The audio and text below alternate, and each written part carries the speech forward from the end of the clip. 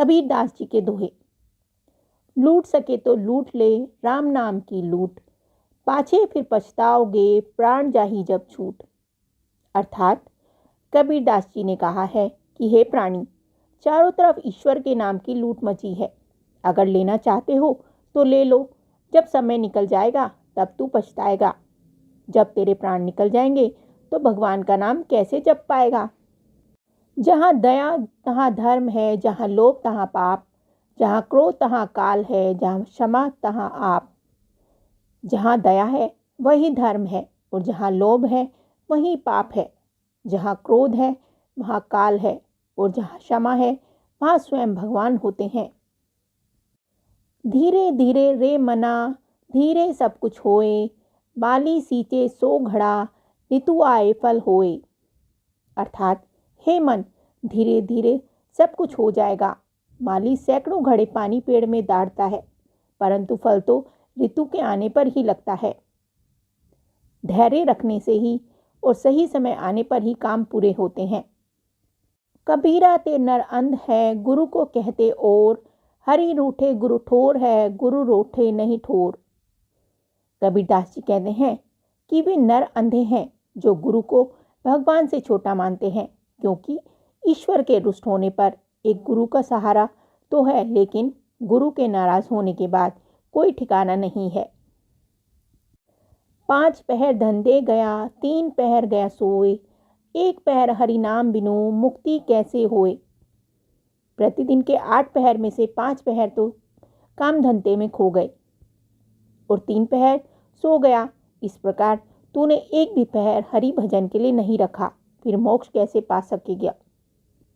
कबीरा सोया क्या करे, उठी ना भजे भगवान, जम जब घर ले जाएंगे पड़ी रहेगी म्यान।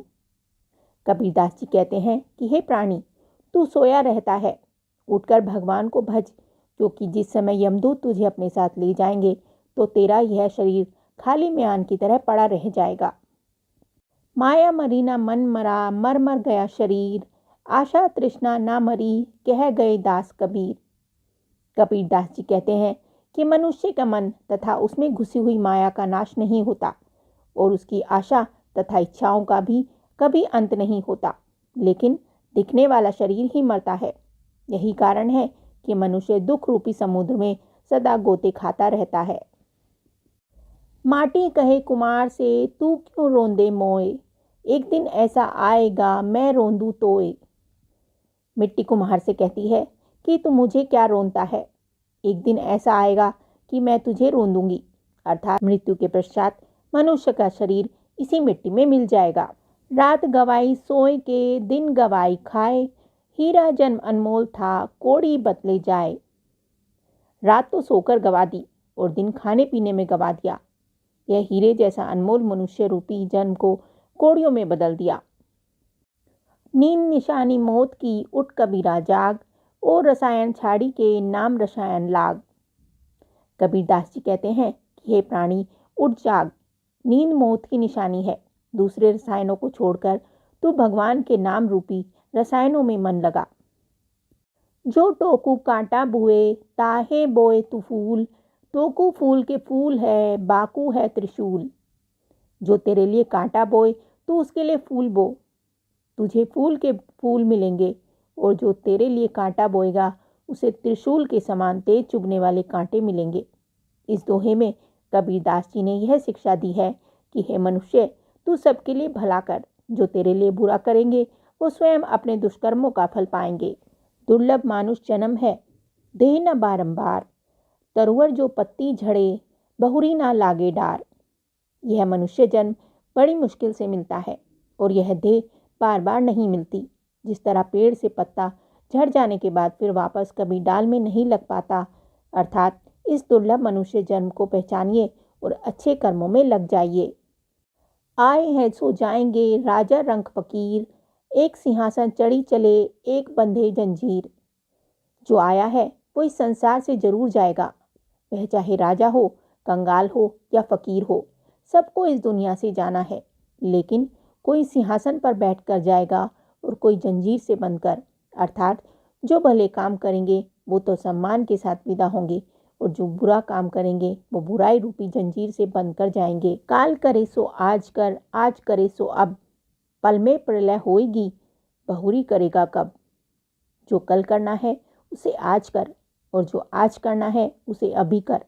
समय और परिस्थितियाँ एक पल में बदल सकती हैं, एक पल बाद प्रलय हो सकती है, अतः किसी कार्य को कल पर मत टालिए। मांगन मरण समान है, मति मांगो कोई भीख, मांगन ते मरना भला, यही सद्गुरु की सीख। मांगना मरने के बराबर है, इसलिए किसी से भीख मत मांगो। सद्गुरु की यही शिक्षा है कि मांगने से मर जाना बेहतर है।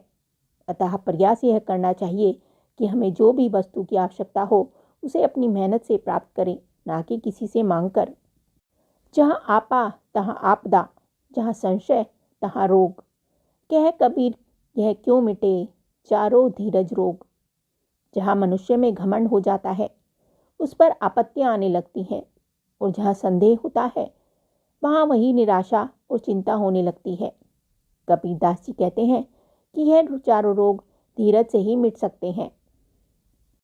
माया छाया एक सी, बिरला जाने कोय, भागता के पीछे लगे, सम्मुख भागे सोए। माया और छाया एक जैसी है, इसे कोई कोई ही जानता है। यह भागने वालों के पीछे ही भागती है, और जो सम्मुख खड़ा होकर इसका सामना करता है तो वह स्वयं ही भाग जाती है।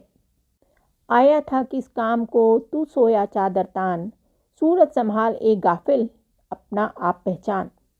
कबीरदास जी कहते हैं कि ये गाफिल, तू चादर तान कर सो रहा है, अपने होश ठीक कर और अपने आप को पहचान। तू किस काम के लिए आया था और तू कौन है, स्वयं को पहचान और अच्छे कर्म कर। क्या भरोसा देह का, बिनस जात छिन महा, सांस सांस सुमिरन करो और यतन कुछ नहा। इस शरीर का क्या विश्वास है, यह तो पल पल मिटता ही जा रहा है, इसलिए अपने हर सांस पर हरि का सुमिरन करो और दूसरा कोई उपाय नहीं है। गारी ही सो उपजे, कलह कष्ट और नीच, हारी चले सो साधु है, लागी चले सो नीच। गाली से ही कलह, दुख तथा मृत्यु पैदा होती है।